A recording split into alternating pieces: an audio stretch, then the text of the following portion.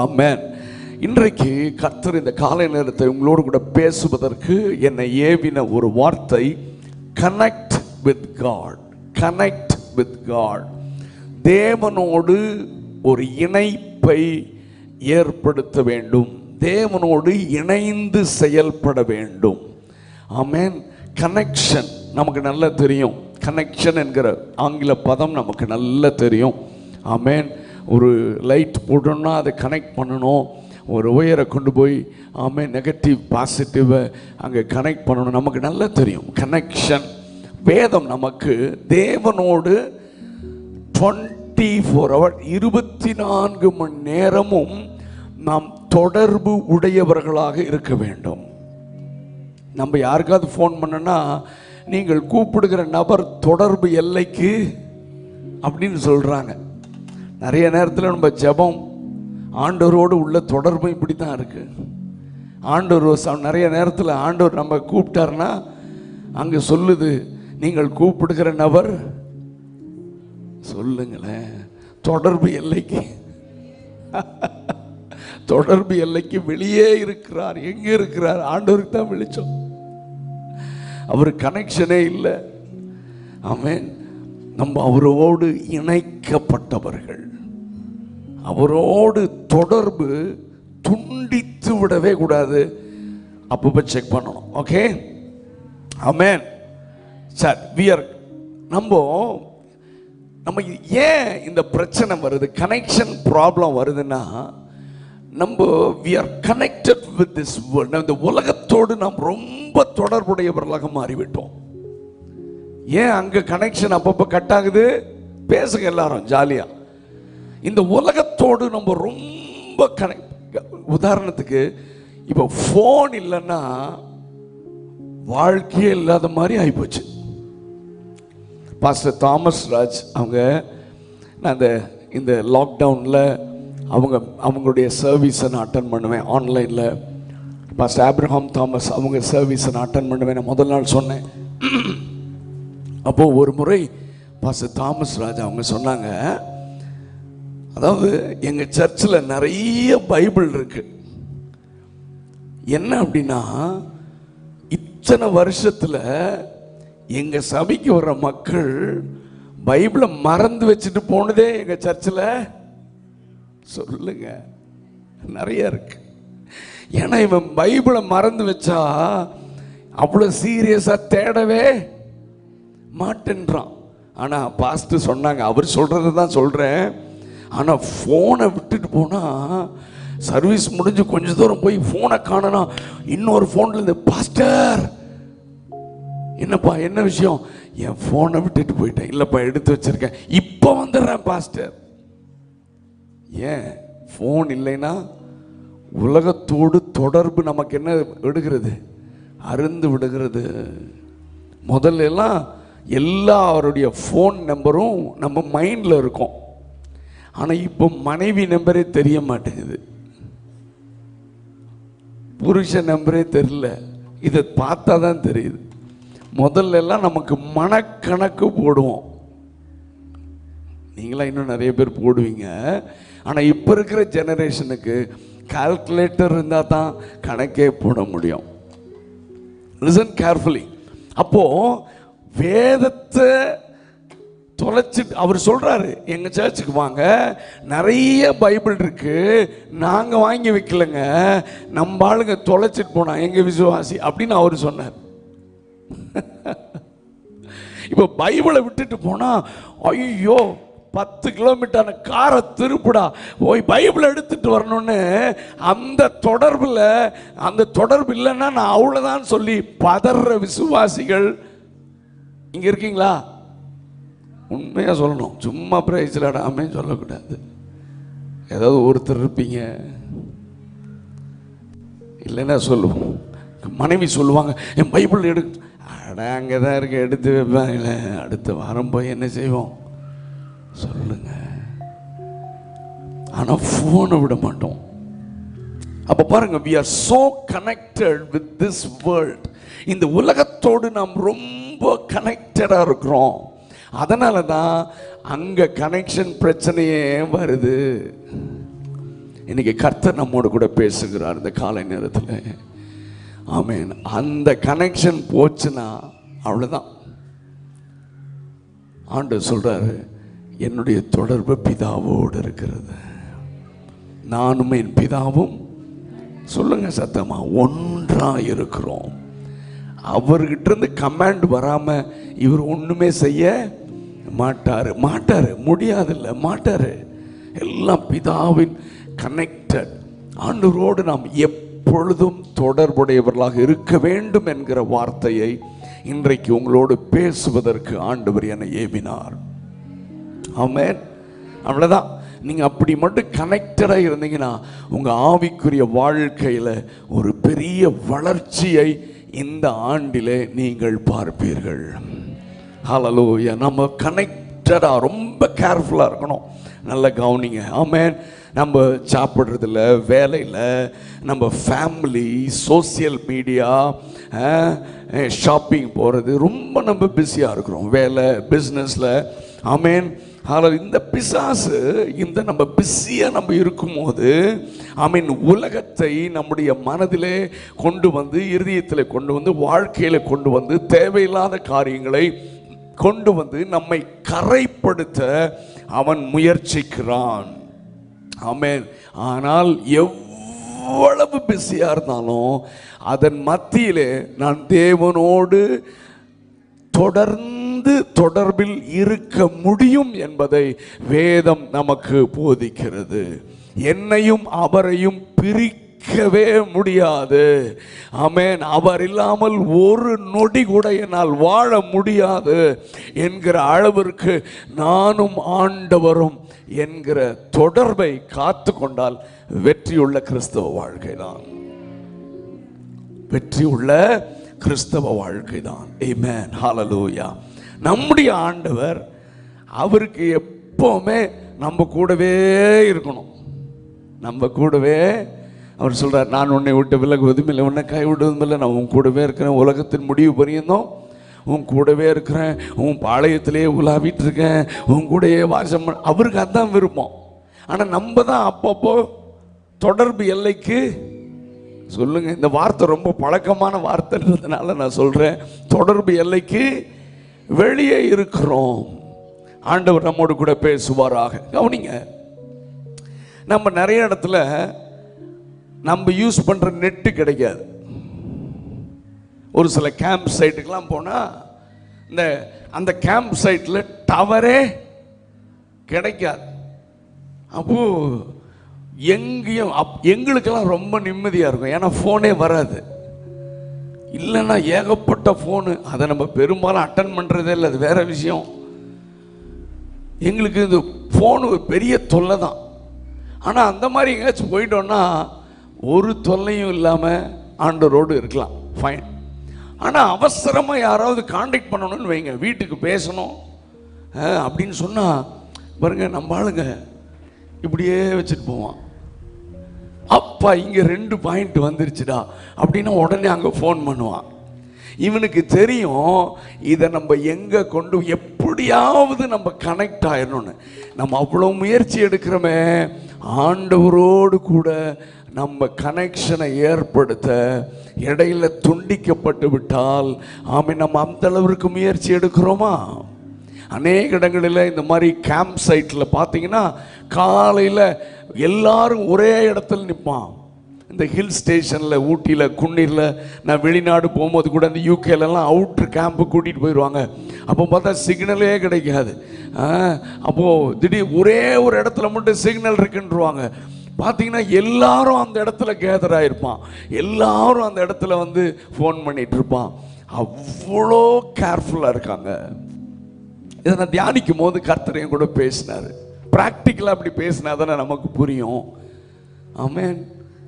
நம்ம ஆண்டவரோடு கூட இந்த இணைப்பை உருவாக்க இயேசு பிதாவோடு இணைந்திருந்துதான் சொல்லிருக்கு. ஆனால் அந்த இணைப்பை, அந்த தொடர்பை காத்துக்கொள்ள அப்பப்போ சீஷர்களை விட்டுட்டு எல்லாத்தையும் விட்டுட்டு தனியாக போய் உட்கார்ந்து பிதாவோடு கூட பேசி கொண்டிருந்தார். இரவு முழுவதும் முழங்கால் படியில நின்று பிதாவோடு அவர் உறவாடி கொண்டிருந்தார். அதுதான் அவரை ரெண்டு பேரையும் தொடர்பில் இருக்க உதவி செய்தது. கரங்களை உயர்த்தி ஒரு அல்லேலூயா சொல்லுங்க. ஆமென், ஹல்லேலூயா. பாருங்க, இயேசு அவர் மாதிரி பிஸியான ஊழியக்காரன் உலகத்தில் இது வரைக்கும் யாருமே பேசுங்க கிடையவே கிடையாது. அவர் சாப்பிட்டுட்டு ரெஸ்ட் பண்ண கூட முடியாது. ஏன்னா ஜன கூட்டம் பின்னால வந்துட்டே இருக்கும், எங்க போனாலும் கூட்டம். இவர் தெரியாம எங்கேயாச்சும் போலான்னா அங்க இவருக்கு முன்னால கூட்டம் இருக்கும். ஆமென். தூங்குற நேரம் எப்படி தூங்குனாருன்னு தெரியல. அது இதுல வேற இந்த 12 பேரு இவனுங்க வேற கூடயே இருக்கானுங்க. இவருக்கு பயங்கர பிஸி. கூட்டத்தில் பேசி முடிச்சுட்டா இவன் 12 பேத்துக்கு சந்தேகம் தீக்கிறதே இவருக்கு வேலை. ஆண்டவரே, இனி அப்படி சொன்னீரே, இது எனக்கு புரியவில்லை அப்படின்னு இவர் ரூம்ல வேற பிரசங்கம். He was so busy. இயேசு ரொம்ப பிஸியா இருந்தாரு.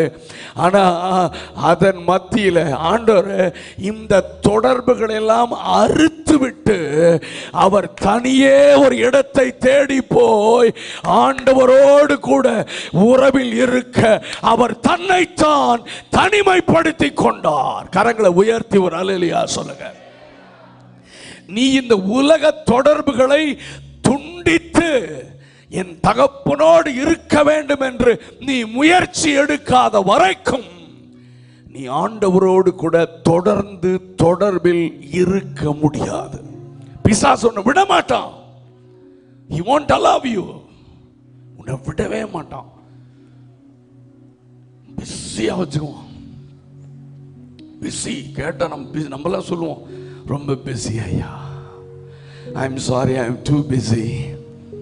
வேலை, பிள்ளைங்க, அது இது, இவங்க ஏதோ பயங்கரமா நம்ம பில்டப் பண்ணுவோம். ஆனா ஏசப்பா மாதிரி பிஸி யாரும் இல்லை. அவரு எல்லா உறவுகள் எல்லாத்தையும் துண்டிச்சிட்டாரு. அவரே நம்ம தான் துண்டிக்கணும். இல்லைன்னா பிஸி இருந்துட்டே தான் இருக்கும்.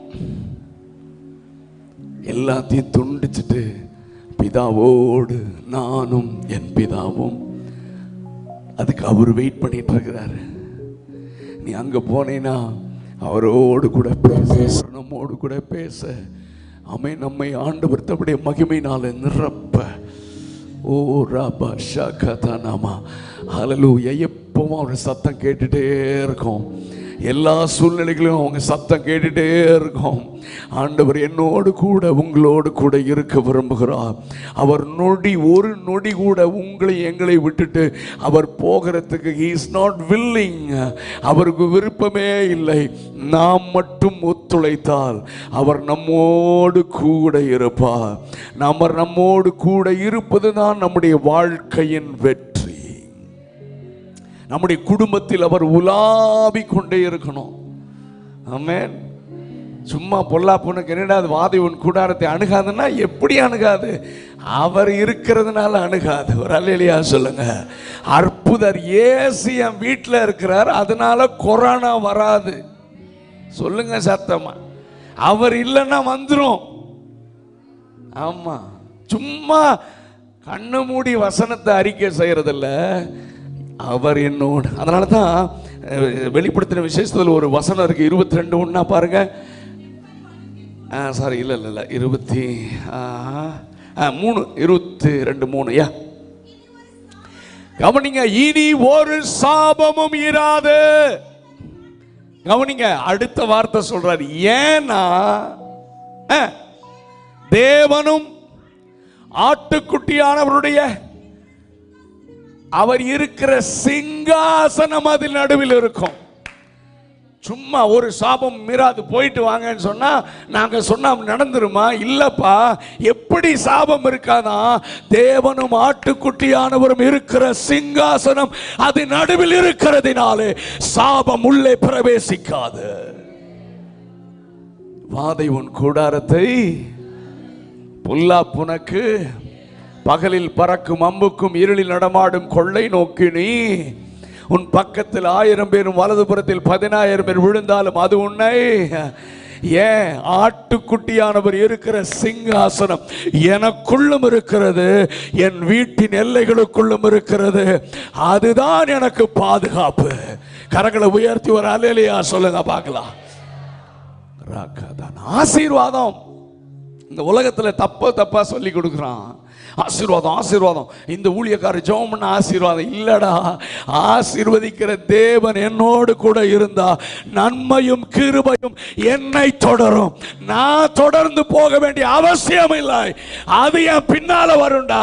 என கர்த்தரின் மேய்ப்பராய் இருக்கிறார். ஆமென். நன்மையும் கிருபையும் ஒரு டிரான்ஸ்லேஷன்ல சொல்லப்பட்டிருக்கு, நாய் மாதிரி பின்னால வருமா. ஒரு தேவ மனுஷன் எழுதியிருக்கிறாரு.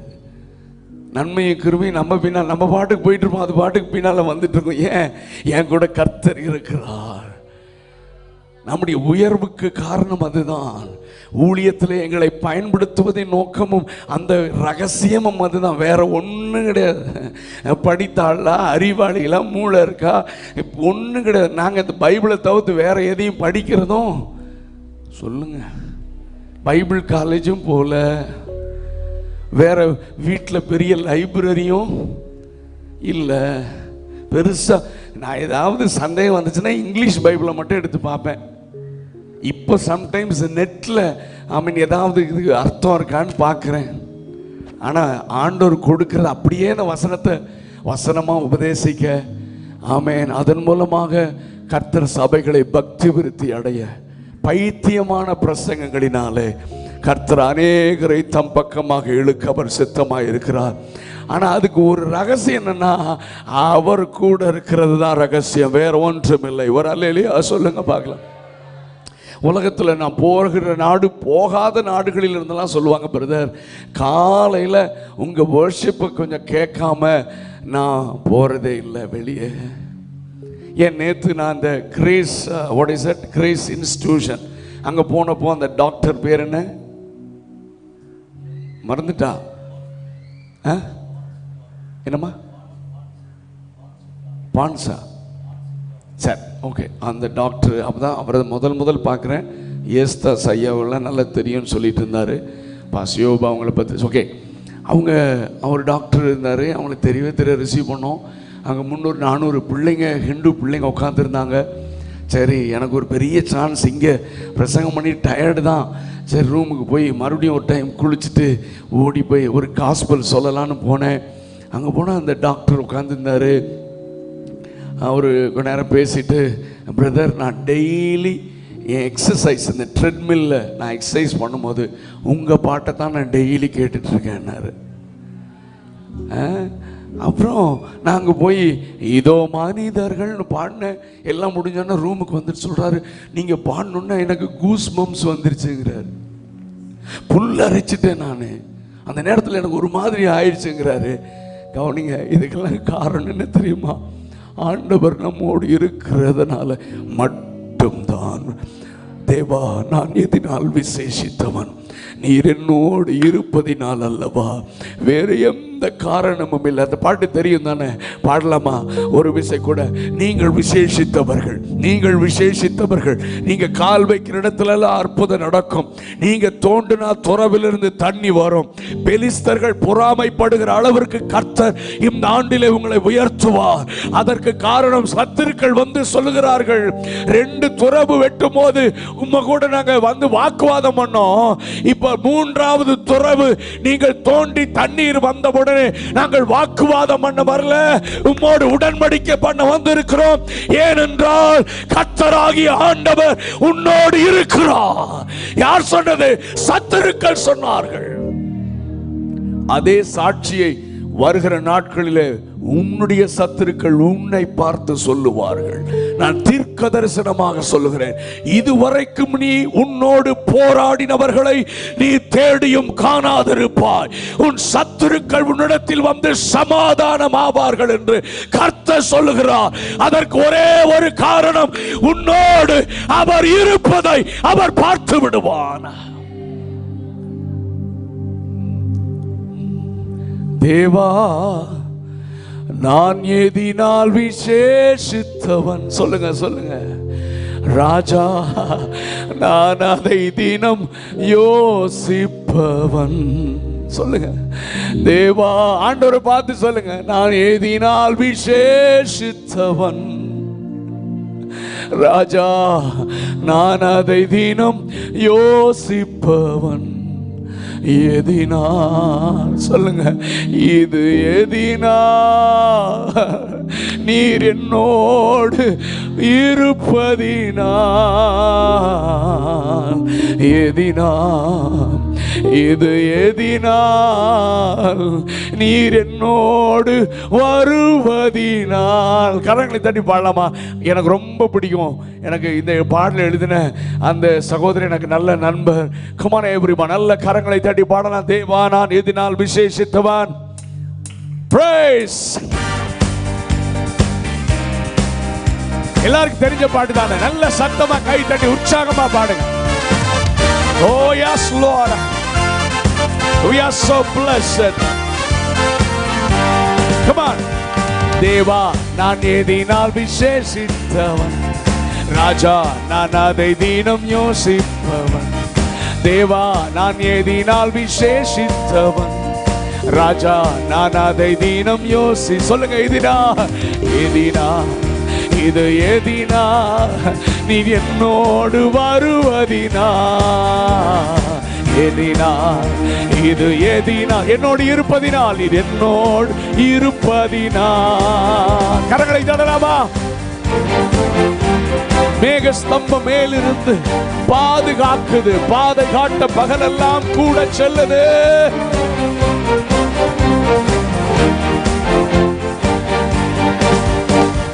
மேகஸ்தம்பம் மேலிருந்து பாதுகாக்குது, பாதை காட்ட பகலெல்லாம் கூட செல்லுது. ஓ, மேகஸ்தம்பம் மேலிருந்து பாதுகாக்குது, பாதை காட்ட பகலெல்லாம் கூட செல்லுது. அன்பான தேவன் என்னோடு வருவார், அது போதும் என் வாழ்விலே. ஓ, அன்பான தேவன் என்னோடு வருவார், அது போதும். நல்ல கரங்களை தட்டி தேவா தேவா நான் எதினால் விசேஷித்தவன். ராஜா நான் அதை தினம் யோசிப்பவன். தேவா நான் எதினால் விசேஷித்தவன். எதினா எதினா இது எதினா நீர் என்னோடு வருவதினா, எதினா இது எதினா நீர் என்னோடு இருப்பதினா. தாகம் கொண்ட தேவ ஜனம் வானம் பார்க்குது, ஆவல் கொண்ட கண்மலையும் கூட செல்லுது.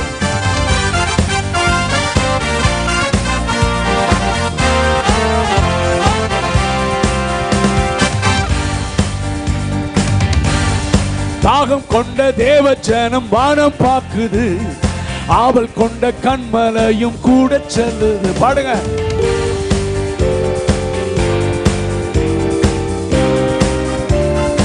என் ஏக்கமெல்லாம் என் ஏக்கமெல்லாம் என் தேவன் தீர்ப்பா, சந்தோஷம் நான் காணுவேன். என் ஏக்கமெல்லாம் என் தேவன் தீர்ப்பா, சந்தோஷம் நான் காணுவேன். நல்ல கரங்களை தட்டு. தேவா நான் எதினால் விசேஷித்தவன். ராஜா நான் அதை தினம் யோசிப்பவன். தேவா நான் எதினால் விசேஷித்தவன். ராஜா நான் அதை தினம் யோசிப்பவன்.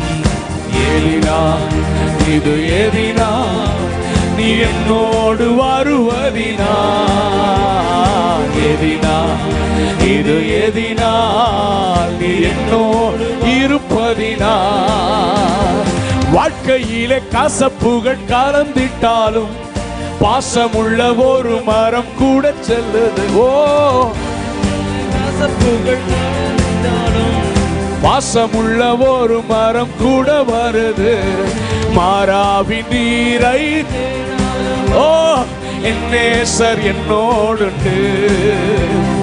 மாறாவின் நீரை தேனாக மாற்றும் என் நேசர் என்னோடுண்டு.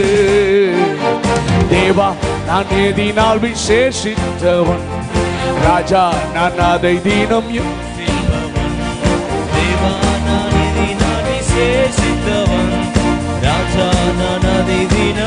யோசிப்பவன். எதினா இது எதினா நீர் என்னோடு இருப்பதினா, எதினா இது எதினா நீர் என்னோடு வருவதினா. ஒரே ஒரு காரணம், அவர் நம்மோடு இருப்பதினால்.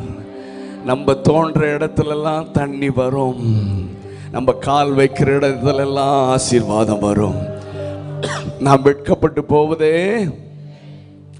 ஒரு காரணம், இயேசு என்னோடு இருக்கிறார். என்னுடைய பரிசுத்தம் அல்ல, என்னுடைய நீதி அல்ல, அதெல்லாம் அழுக்கான கந்தை. நான் குறைவுள்ளவன் தான், ஆனால் கர்த்தர் என்னோடு கூட இருக்கிறார். கர்த்தர் என்னோடு கூட இருக்கிறார். ஆம், என்னது பார்வோன் ஆண்டால் என்ன, நேபுகாத்நேச்சார் ஆண்டால் என்ன, தரியு ராஜா ஆண்டால் என்ன, எனக்கு அதை பற்றி கவலை இல்லை. என்னோடு கூட கர்த்தர் இருந்தார். எல்லா ராஜாக்களுடைய காலத்திலும் தானியேலுடைய காரியம் மட்டும் ஜெயமாக இருக்கும். அதற்கு ஒரே காரணம், தானியேலோடு கர்த்தர் இருந்தார். ஏன் கர்த்தர் இருந்தார்? தானியேல் கர்த்தரோடு இருந்தான். 3 நேரமும் ஜெபம், 24 மணி நேரம் அவரோடு உறவு. ஏன்னா 3 நேரம் ஜெபம் பண்றது தரியு ராஜாக்கு தெரியாது, ஆனா இடைவிடாமல் ஆராதிக்கிறது அவன் பார்த்தான். இல்ல, இவன் வீட்டில் இல்ல ஜெபம் பண்ணா ராஜாக்கு தெரியாதுங்க, ஆனா இடைவிடாமல் ஆராதிக்கிற அப்படின்னு என்ன, ஆண்டவருக்கு பிரியமா வாழ்ற வாழ்க்கை. அவன் கூட கர்த்தர் இருந்தான்றது தரியு ராஜா பார்த்து, தரியு ராஜா தானியேலுக்கு ஃப்ரெண்ட் ஆயிட்டாரு. ஆமென். தேவன் அறியாதவன் தான், ஆனா இவன்கிட்ட ஏதோ இருக்குடா. தெரியும், இப்ப இருக்கிற ராஜாக்களுக்கும் தெரியும், நம்ம தேசத்தை ஆளுகிறவர்களுக்கும் தெரியும், இவர்களோடு இருக்கிறவர் பெரியவர் என்று. ஆமென். சீக்கிரமா நேபுகாத்நேச்சார் அறிக்கை செய்தது போல நம்முடைய ராஜாக்கள் வாயிலிருந்தும் அதே அறிக்கை வரும், இவர்கள் ஆராதிக்கிற தெய்வமே தெய்வம். அதுக்கு தான் நம்ம காத்துட்டு இருக்கோம். நான் காத்துட்டு இருக்கேன், அந்த சத்தம் சீக்கிரமா வரும், சத்தம் சீக்கிரமா வரும். ஆமென், ஹல்லேலூயா.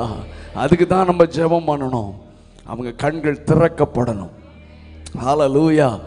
கர்த்தர் சவுல அப்படின்ற நேரத்தில் திருப்பிட்டார்ல, அந்த மாதிரி நிறைய பேர் இந்த வருஷத்தில் திருப்ப போறாரு.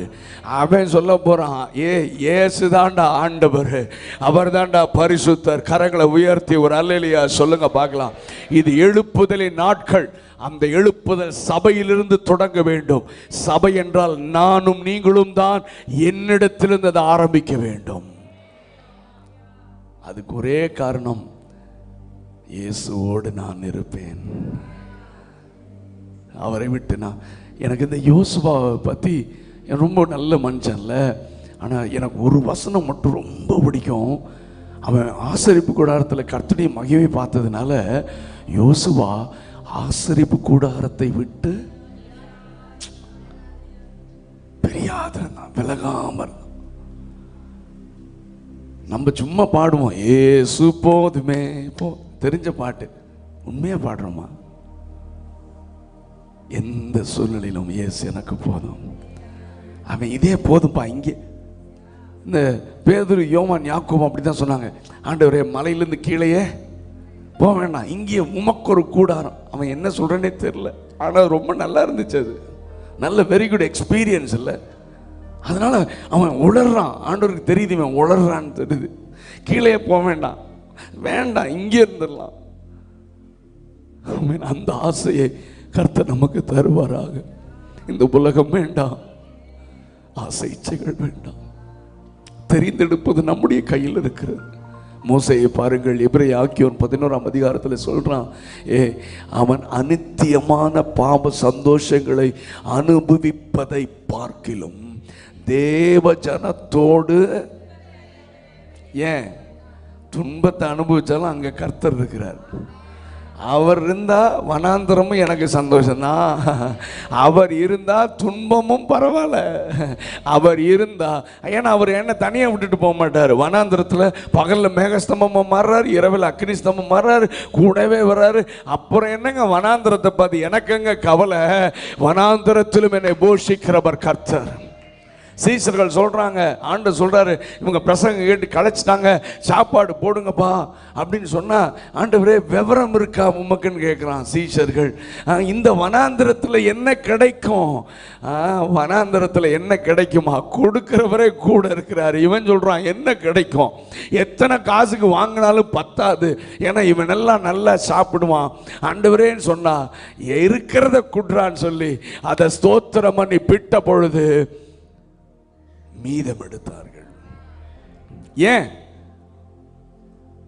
நான் இப்படித்தான் பார்க்கிறேன், அந்த பிட்டு அவர் இப்படி கொடுத்தார்ல, இவர் தான் உருவாக்குகிறவராச்சு. இல்லாதவைகளில் இருந்து, சொல்லுங்க, இல்லாதவைகளில் இருந்து, அவுட் ஆஃப் நத்திங், இல்லாதவைகளை இருக்கிறவர்களை போல இல்லாததிலிருந்து ஒன்றுமில்லாமையிலிருந்து உருவாக்குவார். ஏன்னா இவர் கிரியேட்டர், இவர் சிருஷ்டிகர். நான் ஒரு ஆங்கிள் இப்படி பார்க்கிறேன், ஆண்டவர் அங்கே அப்படியே உருவாக்கி உருவாக்கி உருவாக்கி உருவாக்கி உருவாக்கி அப்படி கொடுத்துட்டே இருந்தாரோ என்னன்னு தெரியல எனக்கு. ஒரு அல்லேலூயா சத்தமா சொல்லுங்க. பானையில் மா குறையாது, கலயத்தில் எண்ணெய் குறையாது, வந்துட்டே இருக்கும். எங்கிருந்து வருது? அதுதான் டைரக்ட் கனெக்ஷன் ஆச்சு. கனெக்ஷன் அவரோட இருக்கையா. துபாயிலிருந்து டைரக்டாக நமக்கு பெட்ரோல் வந்தால் நல்லா தான் இருக்கும். ஒரு பைப்பை போட்டால் எப்படி இருக்கும்? அதுதான் நம்ம துபாய். அதுதான் அங்கே கனெக்ஷன் டைரக்டாக இருந்தால் வர்ற வேண்டிய நேரத்தில் வர்றதெல்லாம் வந்துட்டே இருக்கும். ஒரு அல்லேலூயா சத்தமாக சொல்லுங்க. ஒரு வீடு கட்டணுன்னா, நீங்கள் தான் வீடு கட்டுறதில்ல வல்லுநர்களாச்சே. வீடு கட்டணும்னா ஆமாம், எலக்ட்ரிக் என்ன கனெக்ஷன், எலக்ட்ரிசிட்டி, இபி கனெக்ஷன் எடுத்தாச்சா? ஐயோ நான் போயிட்டு இருக்கேன் அவசரம். அடேப்பா, ஏன் அந்த கனெக்ஷன் இல்லைன்னா நம்ம இருளில் இருப்போம். அப்புறம் வாட்டர் கனெக்ஷன் எடுத்துட்டீங்களா? ஆமாம், வாட்டர் கனெக்ஷன் எல்லாம் சிட்டியில் இருந்துன்னா மற்ற எல்லா கனெக்ஷன் எடுக்கணும். நமக்கு கனெக்ஷன் எடுக்க நல்லா சொல்லுங்க. பெரிய பெரிய அப்பார்ட்மெண்ட்ஸில் இப்பெல்லாம் கேஸ் கனெக்ஷன் கொடுத்துட்றான். எவ்வளோ வேணால் யூஸ் பண்ணு, மீட்டருக்கு காசு. ஆமாம், எல்லாம் கனெக்டட், எல்லாம் கனெக்டட். ஆனால் நமக்கு ஆண்டவரோட கனெக்ட் பண்ணுறதுக்கு தான் தெரிய, மற்றதெல்லாம் தெரியுது, எல்லா கனெக்ஷனும் தெரியுது. ஆண்டவரோட தொடர்பில் இருந்தால் அது ஊற்று, ஜீவ ஊற்று. அதைத்தான் சொல்றாரு, என்னை விசுவாசிக்கிறவனுடைய இருதயத்திலிருந்து நதிகள். ஏன் இப்பெல்லாம் நதி வத்திருதுன்றான்? ஏன்? நான் பற்றாத ஜீவ நதியோட கனெக்ட் ஆயிருக்கிறேன். பை ஃபெய்த், விசுவாசத்தில் கனெக்ட் ஆயிருக்கேன். அதனால இங்கிருந்து நதிகள் புறப்பட்டு போகுதான். ஒரு அல்லேலூயா சொல்லுங்க. இது வற்றவே வற்றாது, வற்றாத நீரூற்று. இஸ்ரவேல் ஜனங்கள் ஆண்டவர் சொல்ற, நீங்க வெடிப்புள்ள தொட்டிகளை ஆமாம் வெட்டிட்டு நீங்கள் சூஸ் பண்ணீங்கப்பா, ஆனால் ஏன் கூட கனெக்டடாக இருந்து பாருங்க. அதனால தான் சமாரியா ஸ்திரீட்ட சொன்னார், என்னிடத்தில் நான் கொடுக்கிற குடிக்கிறவன் தாகமே எடுக்காது, நித்திய ஜீவ காலமாய் ஊறுகிற ஊற்று. நிறைய இருக்குல்ல பைபிளில். ஒரே ஒன்று தான், கனெக்ஷன் அவர் கூட இருக்கணும். ஆமென். இந்த கன்வென்ஷன் கூட்டத்தில் இந்த பிரசங்கங்கள் எப்படி கேட்டீங்க எனக்கும் தெரியல. நீங்கள் எந்த அளவுக்கு ஆமென். ஒன்னே ஒன்று, ஆண்டவரோடு உங்கள் தொடர்பை வைத்துக் கொள்ளுங்கள். கட்டாகவே கூடாது. நான் அவரோடு பேச, அவர் என்னோடு கூட பேச, நம்முடைய உறவை காத்துட்டா எல்லா தேவைகளையும் கர்த்தர் சந்தித்து உங்களை ஊழியத்திலும் பயன்படுத்துவார். நீங்கள் ஜெபம் பண்ணீங்கன்னா அற்புதம் நடக்கும். ஏன்? கனெக்ஷன் அங்கே இருக்குது. ஏன் கை இப்படி வைக்கிறேன், ஆனால் அங்கிருந்து என்ன ஆகுது? ஆமாம், அங்கே 12 வருடமாக பெரும்பாடுள்ள ஸ்திரீக்கு ஆமன் வஸ்திரம், அவள் கனெக்ட் பண்ணது எங்கே தான்? வஸ்திரம் தான். ஆனால் உள்ளேருந்து வல்லமை புறப்பட்டு வந்து அவளை தொட்டது. இப்போ நான் அவரோட கனெக்டராக இருக்கிறனால நான் கை வச்சாலே சுகம் கிடைக்குது. இந்த கையில் நான் என்னோடு கூட கனெக்ட் ஆகியிருக்கிற சர்வ வல்லமை உள்ள தேவன். இது ஊழியர்களுக்கு மட்டும் உரிய சுதந்திரம் அல்ல, விசுவாசிக்கிறவர்களால் நடக்கும். அது எல்லாத்தையும் உங்கள் மூலமாக கர்த்தர் செய்வார். அப்போ ஒன்றே ஒன்று தான், கனெக்ஷன் அவரோடு கூட இருக்க வேண்டும். கவனிங்க, முதலாவது ஆண்டவர் நம்மை எப்படி உண்டாக்கினார்? ஆவி, ஆத்துமா, எல்லாரும் சொல்லுங்க, ஆவி, ஆத்துமா, சரீரம். இப்போ இந்த ஆவி இருக்கிறது, இப்போ நீங்க வெளியே வெஸ்லி மேக்ஸ்வெல் அப்படின்னா இந்த உருவத்தை பார்த்து இவர் தான் வெஸ்லி மேக்ஸ்வெல் என்று சொல்லுகிறீர்கள். ஆனால் இது டூப்ளிகேட் தான். உள்ள இருக்கிற ஆத்துமா தான் உண்மையான வெஸ்லி மேக்ஸ்வெல். ஏன்? இந்த சரீரம் மண்ணிலிருந்து எடுக்கப்பட்டதினால் இது திரும்ப மண்ணிற்கு போய்விடும். ஆனால் ஆத்துமா மட்டும்தான் நித்திய பரலோகத்தை அல்லது நரகத்தை சுதந்தரிக்கும், நித்தியத்தை சுதந்தரிக்கும். அப்ப ஆவி எங்கப்பா போகும்னா, ஆவி தன்னை தந்த தேவனிடத்திற்கு போய்விடும், இல்லைங்களா? சரி, இப்போ மனுஷனுக்கு ஆண்டவர் ஆவியை எதற்கு கொடுத்தார்? நீதிமொழிகள் 20ஆம் அதிகாரத்தில் 27 நினைக்கிறேன் அந்த வசனம். மனுஷனுடைய ஆவி கர்த்தர் தந்த தீபமாக இருக்கிறது. சரி, போதும். மனுஷனுடைய ஆவி என்னதுங்க? கர்த்தர் தந்த தீபமாக இருக்கிறது. அந்த தீபம் எரிய வேண்டுமானால் என்ன தேவை? எண்ணெய். எண்ணெய் யாரை குறிக்கிறது? பரிசுத்த ஆவியானவரை குறிக்கிறது. அப்போ என்னுடைய ஆவி ஒரு தீபமாக இருக்கிறது. அந்த ஆவி எரிய வேண்டுமானால், அந்த தீபம் எரிய வேண்டுமானால் நான் பரிசுத்த ஆவியினால் நிறைந்திருக்க வேண்டும். நான் அந்த வார்த்தையை திரும்ப திரும்ப சொல்லுகிறேன். ஆவியின் அபிஷேகம் பெற்ற அனுபவம் வேறு, நிறைந்திருக்கிற அனுபவம் வேறு. ஆவியினால் நடத்தப்பட வேண்டுமானால் எப்பொழுதும் நிறைந்திருக்கணும். அதான் கனெக்ஷன். எபேசியர் 5:18 என்ன சொல்லுகிறது? துன்மார்க்கத்திற்கு ஏதுவான மதுபான வெறி கொள்ளாமல் ஆவியினால் நிறைந்து. எனக்கு இந்த வசனத்தை வாசிக்கும் போது எனக்கு ரொம்ப ஆச்சரியம். என்னடா மதுபான வெறி கொள்ளாமல்னு சொல்லிட்டு ஆவில நிறைஞ்சுன்னு இதை கம்பேர் பண்றதா? இது மதுபான வெறியை சொல்லிட்டு ஆவில நிறையறத கம்பேர் பண்ணி வசனம் இருக்கு. அப்பதான் நான் யோசித்து பார்த்தேன். இப்போ 6 அடி மனுஷன் 100 ml 100 ml உள்ள போச்சுன்னா என்னது? சரக்கு, மதுபானம் உள்ள போச்சுன்னா அவன் வீட்டுக்கு வர்றதுக்கு காலை வச்சுட்டே இருக்கான், கால் இன்னொரு பக்கம் போகுது. ஏன்? 6 அடி மனுஷன், இவனுக்குள்ள எத்தனை எலும்புகள், எத்தனை கிலோமீட்டர் நரம்புகள், இரத்த நாளங்கள், மசில்ஸ், இவனுக்கு மூளை, பெரிய மூளை வேற, சின்ன மூளை வேற. அடடடடா, அத்தனையும் இந்த 100 ml அது கண்ட்ரோல் எடுத்துட்டு இவனை ரோட்ல டான்ஸ் ஆட வைக்குது. Listen carefully. அப்போ இவனுக்கு இவ்வளோ ஆர்கன்ஸ், இவ்வளோ மூளை எல்லாம் இருந்தும் இவன் போற இடத்துல போக முடியல. ஏன்? அது வேற பக்கம் கண்ட்ரோல் கொண்டு போயிடுது. சிறு மூளையை போய் அட்டாக் பண்ணிடுது. சிறு மூளை தான் அந்த நர்வஸ் சிஸ்டத்தை எல்லாம் கண்ட்ரோல் பண்றது. Cerebral am I right? I think okay. அதுதான் ஃபுல் நர்வஸ் சிஸ்டத்தை கண்ட்ரோல் பண்றது. இது அங்க போய் உட்காந்துக்குது. எது? இவன் போடுற 100 ml சிறுமூளையில் உட்காந்து அது இப்போ கண்ட்ரோல் பண்ணுது. இவன் பெட்டில் படுத்துட்டு இருக்கிறேன்னு சாக்கடையில் படுத்துட்டு இருக்கான். நம்ம வீட்டில் யார் ஏசி போட்டதுன்னு கேட்குறான். இருக்கிறீங்களா? இல்லையா? நாய்க்கு பக்கத்தில் படுத்துட்டு இருக்கான். படுத்துட்டு ஏய் தள்ளி படுறீன்றான். அவன் நினைக்கிறான் மனைவி தான் நம்மளை உதைக்கிறா போல நினைக்கிறான். ஏன்? இவனுக்கு கண்ட்ரோலே இப்படிதான் ஆண்டவர் எனக்கு சொல்லி கொடுத்தார். டே 6 அடி மனுஷனை இத்தினோண்டு கண்ட்ரோல் பண்ணுது மது போதையில். என்ன நானா அப்படி பண்ணேன்னுவான் காலையில், படுபாவி. அதனால தான் தமிழில் சொல்லுவான் குடிகாரம் புத்தி பொழுது விடிஞ்சா போச்சுன்னுவான். அவன் என்னென்ன அட்டகாசம் பண்ணுறான்னு ஒன்றுமே தெரியாது. காலையில் நான் எப்படி இங்கே வந்தேன்னு கேட்குறான் நம்மகிட்ட.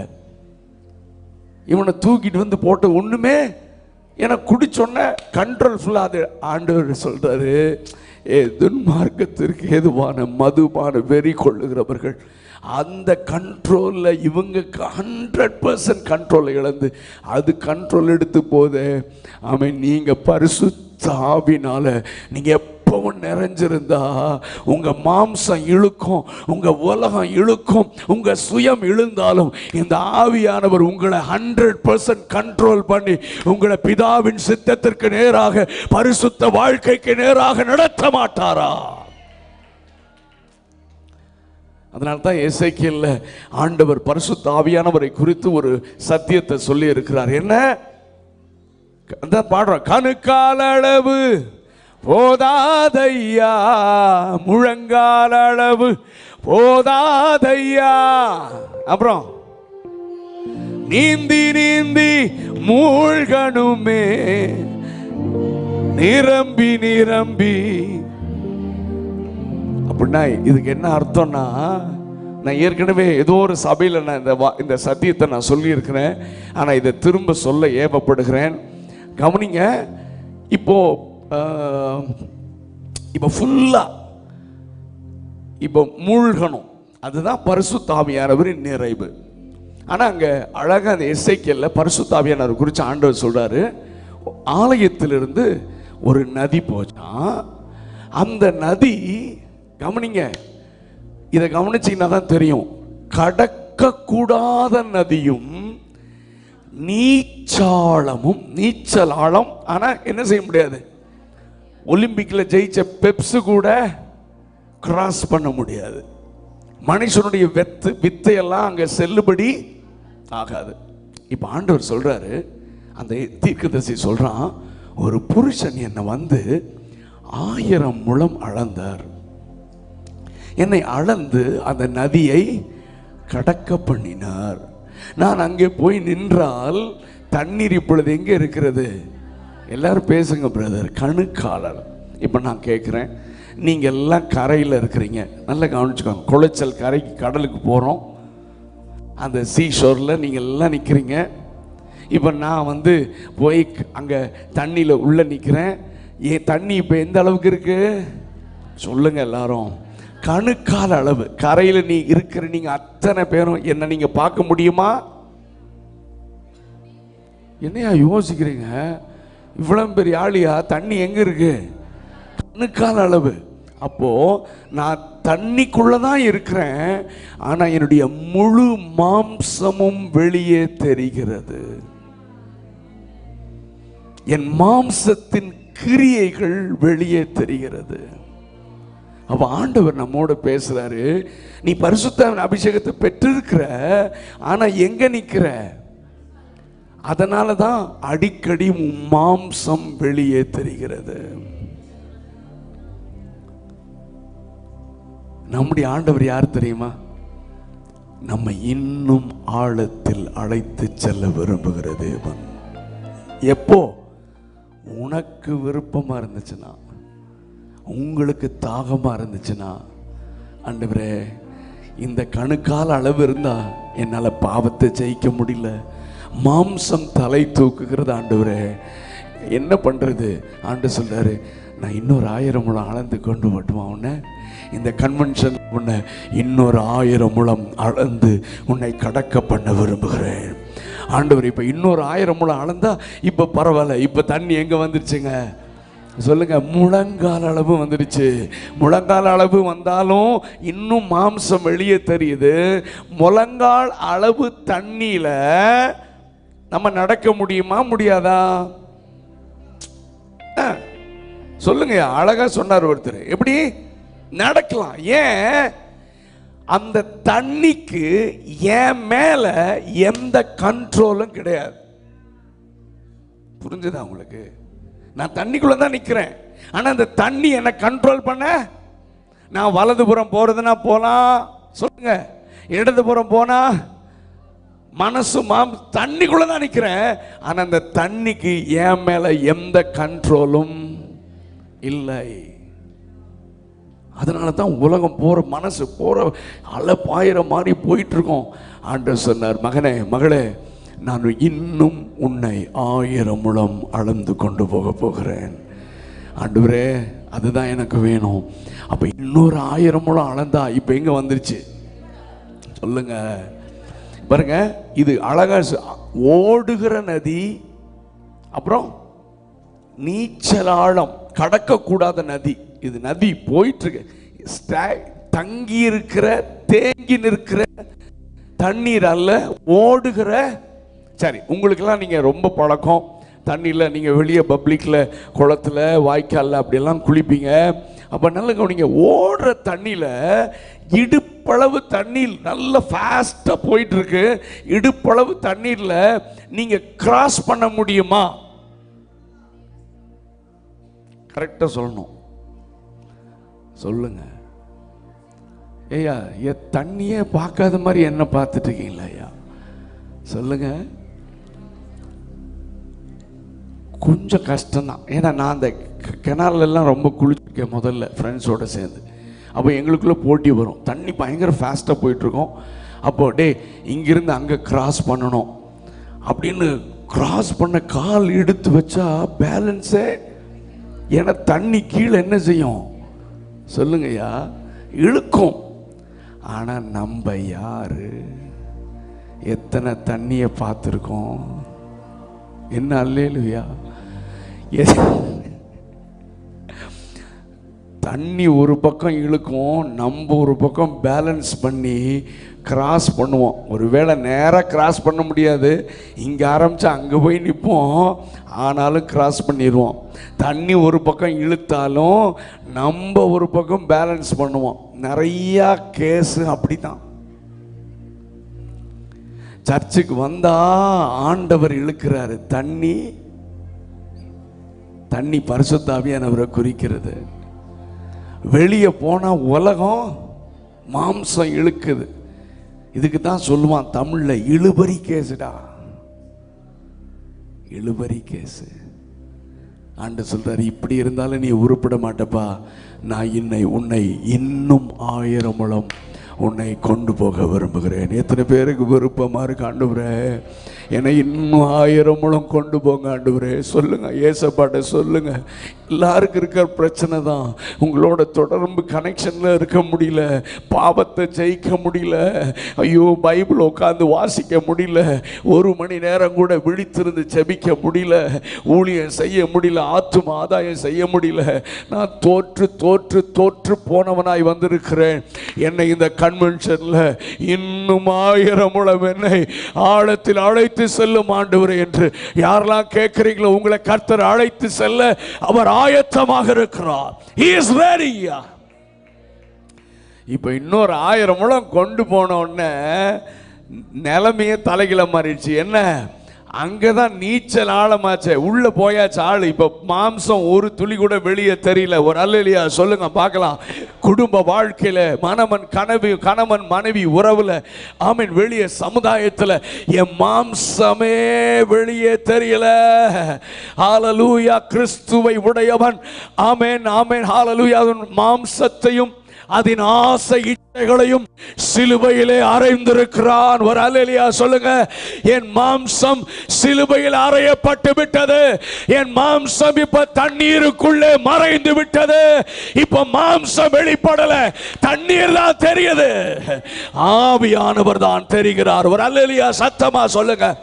இதுதாங்க சக்சஸ்ஃபுல் கிறிஸ்டியன் லைஃப். இதுதான் வெற்றியுள்ள. எத்தனை பேருக்கு அப்படி வாழணும்னு ஆசையா இருக்கு? இல்லை, நம்ம எல்லாருக்குமே அந்த ஆசை தானே, ஜெயிக்கணும், வெற்றியா வாழணும், தேவ சித்தத்தை நிறைவேற்றணும்.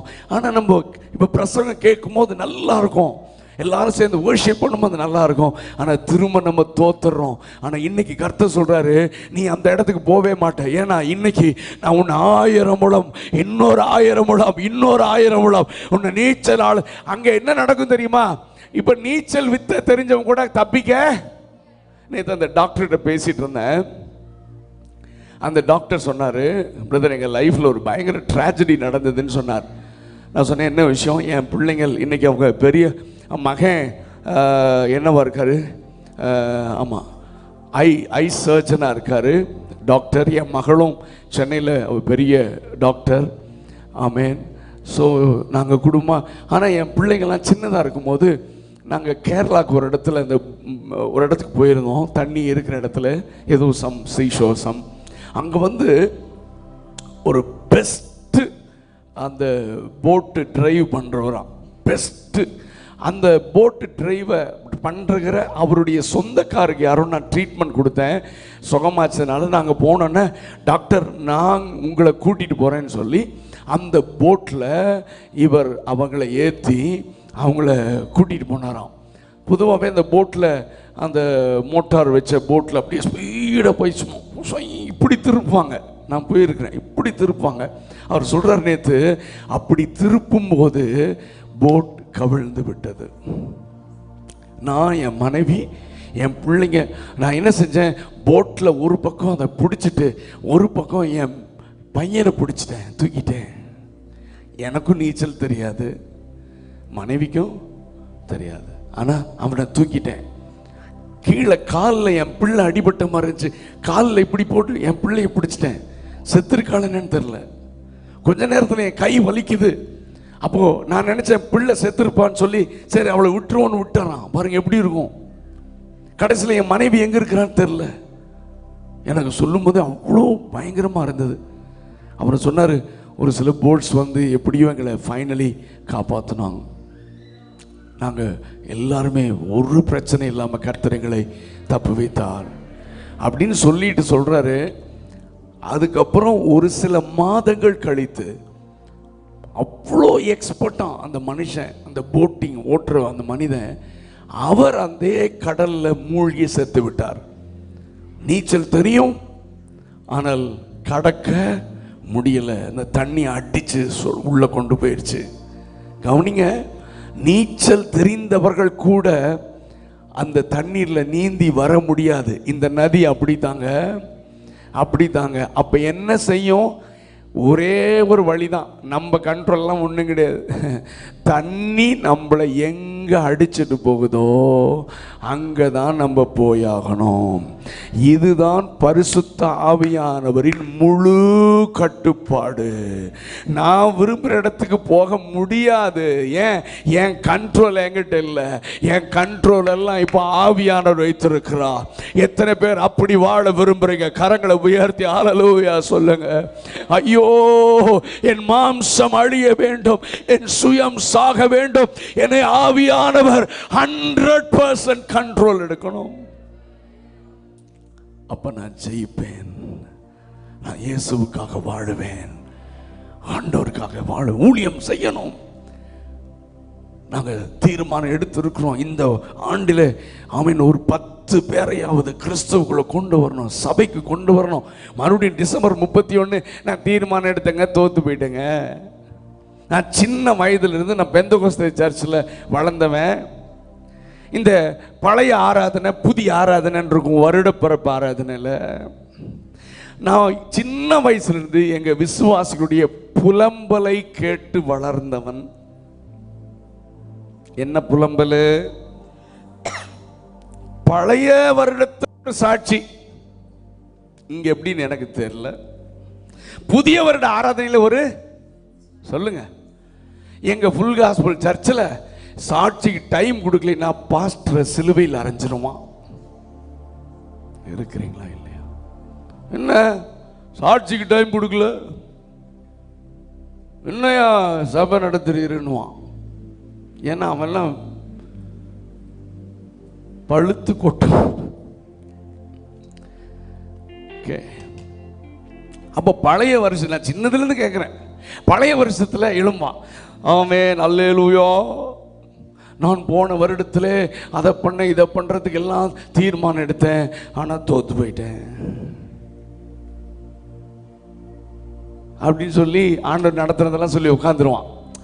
சரி, இவன் தான் தோற்று போனவனாச்சே, ஒரு சாட்சி சொல்லி உட்காந்துட்டான்னு பார்த்தா அந்த புதிய வருட ஆராதனை மறுபடியும் ஒரு பாட்டு பாடி எந்திரிப்பான். எந்திரிச்சு இந்த வருஷம் நான் அதை பண்ணிடுவேன், இதை அட்டா பாவி, இப்படிதான் வருஷம் வருஷம் சொல்லி ஏமாத்துற ஒரு கூட்டம் எங்க ஊர்ல இருக்கு. உங்க ஊர்ல இருக்கான்னு தெரியல. ஆனா அந்த சாட்சி சொல்றது கூட பாரம்பரியமா இருந்தாலும் நமக்குள்ள ஒரு ஆசையில தான் சொல்றோம். இந்த 2021 நான் கனி கொடுக்கிற மரமாக வாழ வேண்டும். ஆனா என்ன பண்றது? உலகம் மாம்சம் தோற்று போகிறோம், ஜெயிக்க முடியல. ஆனால் ஆண்டவர் சொல்றாரு, இன்னைக்கு உன்னை இன்னும் 1000 முழம் உள்ள கூட்டிட்டு போறேன், அப்போ நீ ஜெயிப்ப. ஏன்? உன்னை இனிமேல் நான் தான் கூட்டிட்டு போறேன், உன்னை நான் அழைத்து செல்ல போகிறேன். பரிசுத்த ஆவியானுடைய முழு கட்டுப்பாட்டில் இருக்க போகிறாய். நீ கனி கொடுக்கிற மரமாய் நீ வளர போகிறாய். நீ இருக்கிற இடத்துல எனக்கு சாட்சியாக இருப்பாய். உன்னை பார்க்கிறவர்கள் என்னை பார்ப்பார்கள். ஏன்?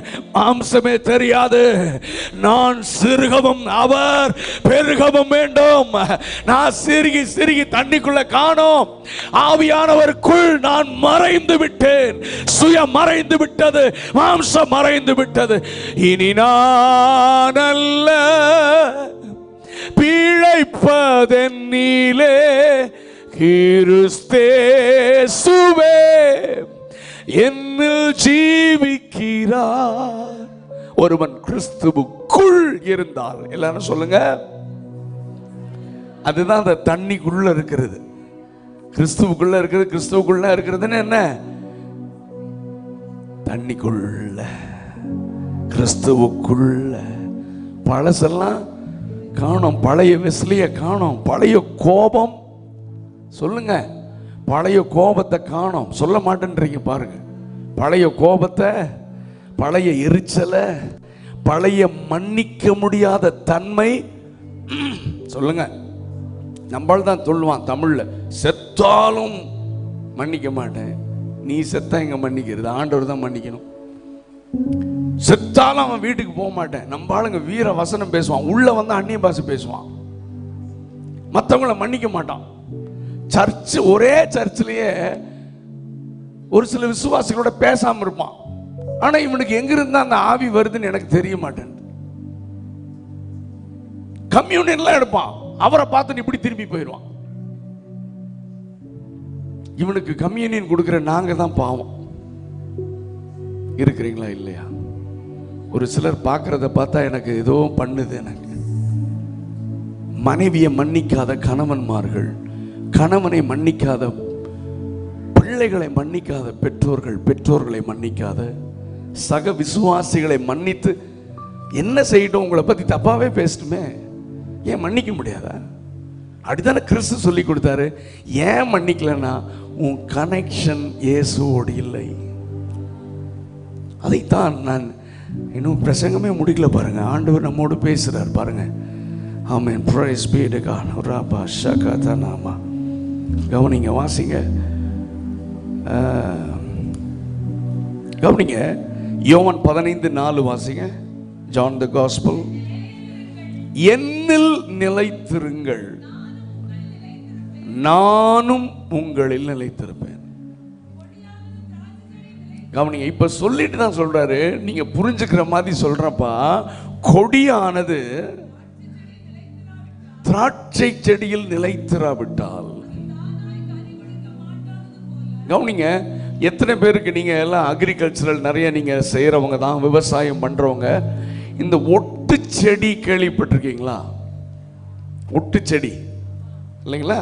அப்போ ஒரு நல்ல ஒரு பிராண்ட், சக்சஸ்ஃபுல் ஒரு மேங்கோ, ஒரு சீட்லிங் நாற்று எடுத்து இன்னொரு நாற்று, அது ஒரு சாதாரணமாக இருக்கும், அதை இதோடு சேர்ந்து ஒட்டி, ஏன்னா அக்ரிகல்ச்சரல் அங்கே யூனிவர்சிட்டியில் இதுதான் ரிசர்ச் பண்ணுவாங்க, அதை ஒட்டி இந்த எசன்ஸ் எல்லாம் அதுக்குள்ள போய் அது ஒரு வெரைட்டியா ஒரு நல்ல கனி கொடுக்கிற ஒரு செடியாக மாற்றுவார்கள், ரிசர்ச் பண்ணுவாங்க.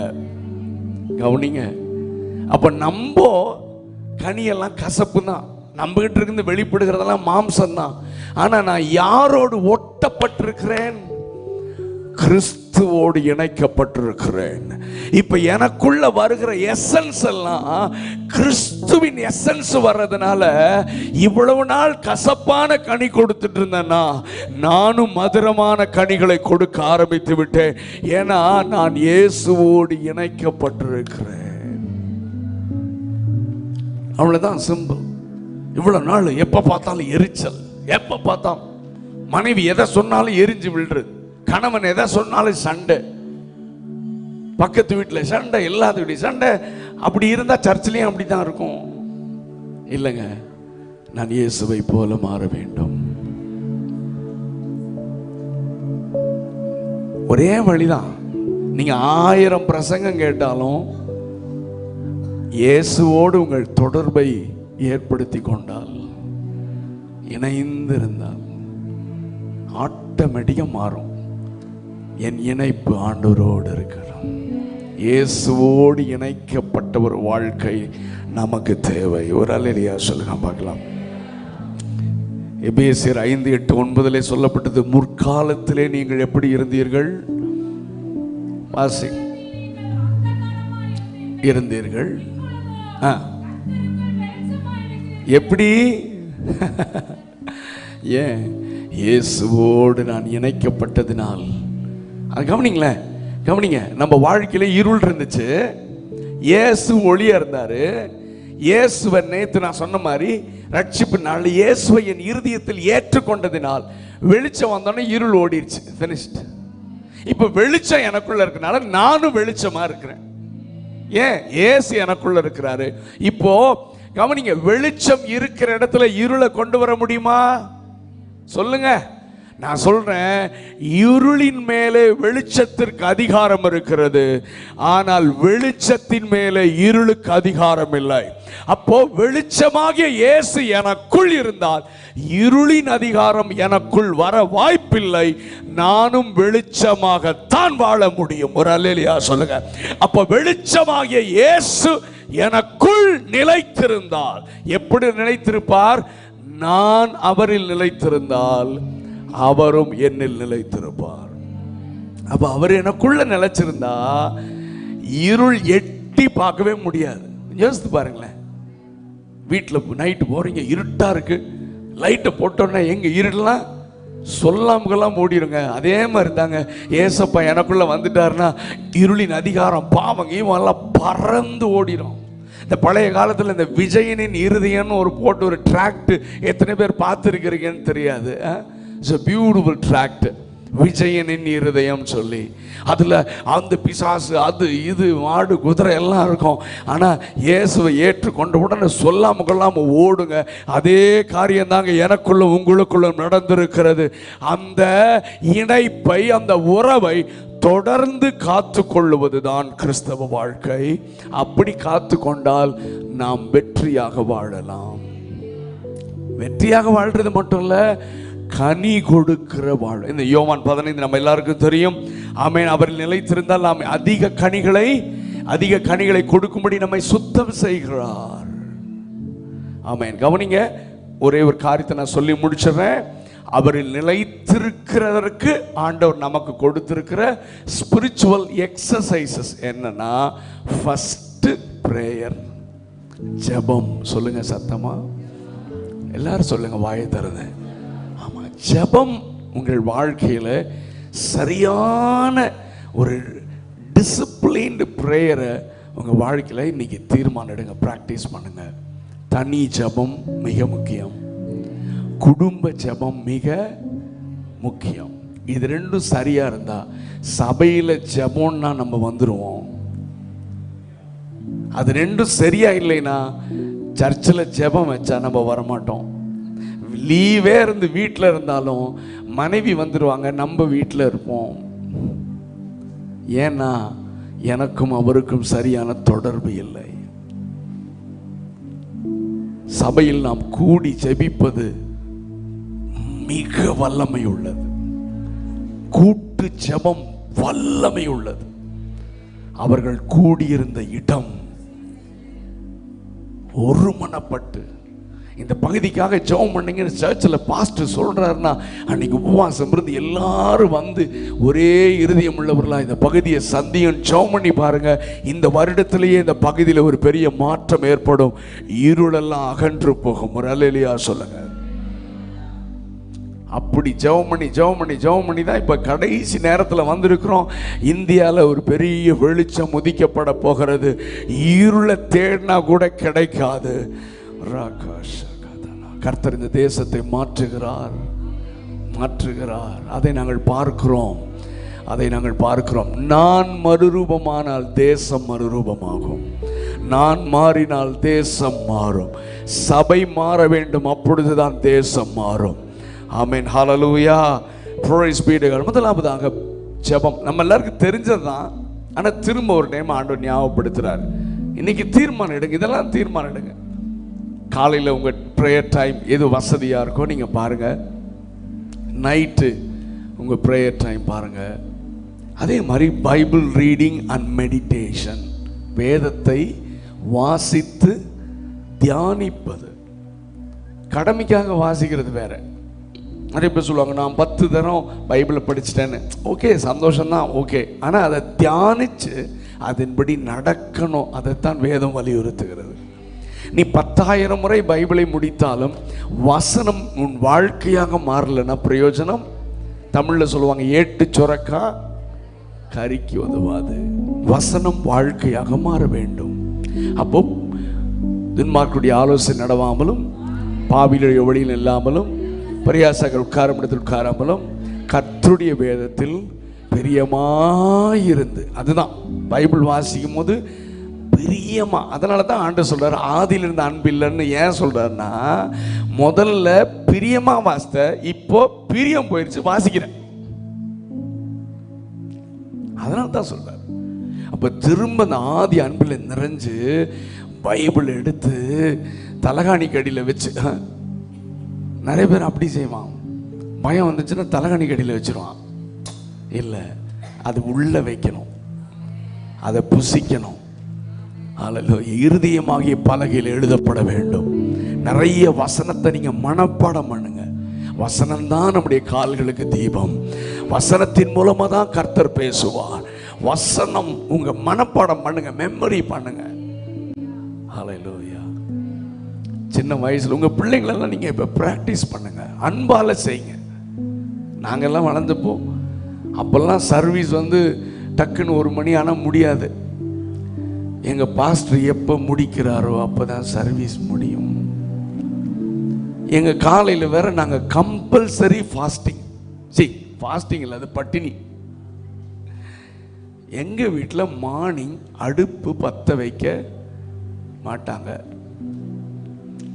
அப்போ காலையில் இருந்துச்சு, காஃபி வேணால் கிடைக்கும், குடிச்சிட்டு நேராக சர்ச்சுக்கு போக வேண்டியது. அப்போல்லாம் எங்கே நடந்து தான் போகணும். அந்த 7 பேர் ஆச்சு. அப்போ ஷேர் ஆட்டோவும் கிடையாது, மினி பஸ்ஸும் கிடையாது. எல்லாம் பொடி நடையாக போய் அங்கே, அதுவும் கரெக்டாக போய் அங்கே சண்டே ஆராதிச்சு, ஆராதனை எப்போ முடியும்னு தெரியாது, எப்போ பிரசங்கம் முடியும்னு தெரியாது. 5 மணி நேரம் ஆராதனை. திரும்ப வீட்டுக்கு வந்தா பெருங்கொடல், ஐயோ சின்ன வந்தா. அப்பதான் எங்க அம்மா அடுப்பே பற்ற வைப்பாங்க. இதுக்கடையில் நம்பாள் இருக்காரு எங்க அப்பா. அவர் சொல்லுவாரு, சாப்பாடு ஆகிறதுக்குள்ள ஒரு அதிகாரத்தை வாசிக்கிறதுல மனப்பாடம் பண்ணணும்.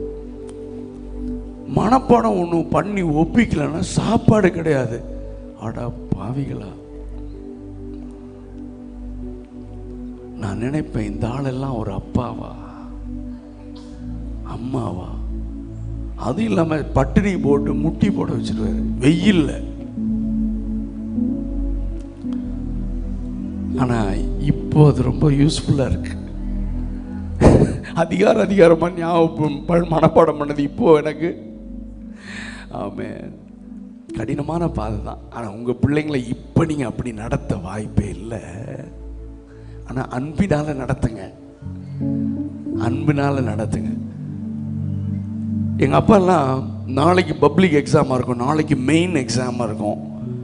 ஆனா சண்டே, மண்டே எக்ஸாம், சண்டே புக்கை தொடக்கூடாது, பைபிள் தான் வாசிக்கணும். ஆனா நம்ம இப்ப விசுவாசிகள்லாம், மக்களே நீங்க ஸ்கூலுக்கு போங்க, ஸ்பெஷல் கிளாஸ் போங்க, நீங்க எல்லாம் போங்க, நான் போய் ஜெபம் பண்ணிட்டு வந்துடுறேன். இல்லை, நம்ம ஆளுங்க இப்போ ஆண்டவருக்கு முதலிடம் கொடுக்கறதே இல்லை. நான் சொன்னேன், எங்களை ஆண்டவர் கீழே வைக்கவே இல்லை, ஆண்டவருக்கு முதலிடம் கொடுத்ததுனால எங்களை கர்த்தர் உயர்த்தி தான் வச்சாரு. ஹல்லேலூயா, ஹல்லேலூயா. ஆண்டவருக்கு முதலிடம், ஆண்டவரோடு நடக்க அப்போ சண்டே 3 மணிக்கு முடியும். அதுக்கப்புறம் வந்து சமைச்சு சாப்பாடு வாசனை மூக்க தொலைக்கும், பசி ஜாஸ்தி ஆகும். ஆனால் இன்னும் ஒரு அதிகாரம் அதுக்கு பல்ல கடிச்சிட்டு மனப்பாடம் பண்ணி ஒப்பிக்கிறது. ஆனால் இப்போ வாசிக்கிறது வேற. விருப்பத்தோடு வாசிக்கிறோம். வேதத்தை வாசிக்கிறதுனா சாப்பாடே வேண்டான்னு இப்போ தோணுது. இதுதான் ரெண்டுக்கும் உள்ள வித்தியாசம். கடமைக்காக சாப்பிடணும்னு வாசித்தது வேற, காப்பிக்காக குடித்தது வேற. இன்றைக்கு இந்த வசனம் தான் என் வாழ்க்கை, இந்த வசனம் தான் எனக்கு சாப்பாடு. மனுஷன் அப்பத்தினால் மாத்திரமல்ல, தேவனுடைய வாயிலிருந்து புறப்படுகிற ஒவ்வொரு வார்த்தையினாலும் பிழைப்பான் என்று வேதத்தை பிரியமாயிருந்து இரவும் பகலும் தியானிக்கிற அனுபவத்தை கர்த்தர் நமக்கு தருவாராக. ஒரு அல்லேலூயா சத்தமா சொல்லுங்க. அந்த அனுபவம் நம்முடைய அனுபவமாக மாறினால்தான் நம்முடைய பிள்ளைகள் அதை தொடர்ந்து செய்வார்கள். அடுத்ததாக ஆண்டவரை ஆராதிப்பது. அடுத்ததாக ஆண்டவரோட கனெக்ட் பண்றதுக்கு ரொம்ப மிக முக்கியமானது சர்ச் ஃபெலோஷிப், சபை கூடுதல். ரொம்ப முக்கியம். Fellowship with God, fellowship with church. So கவனிங்க, நான் என் செய்தியை முடிக்க விரும்புகிறேன். இன்னைக்கு கர்த்தர் நம்மோடு பேசியிருக்கிறார். வெற்றியுள்ள கிறிஸ்தவ வாழ்க்கை வாழணும். நான் தேவனோடு தொடர்புடையவனாக இருக்கணும். கனெக்ஷன் கட்டான நமக்கு நல்லா தெரியும். எப்படி ஆகிலும் திரும்ப ஆண்டவரோடு இணைந்து கொண்டு அவரோடு இணைந்து ஒன்னாதான் நம்ம பரலோகத்தை இழந்து விடாமல் தேவ சித்தத்தை முழுமையாக நிறைவேற்ற நமக்கு ஆண்டவர் உதவி செய்வார். கண்களை மூடலாமா?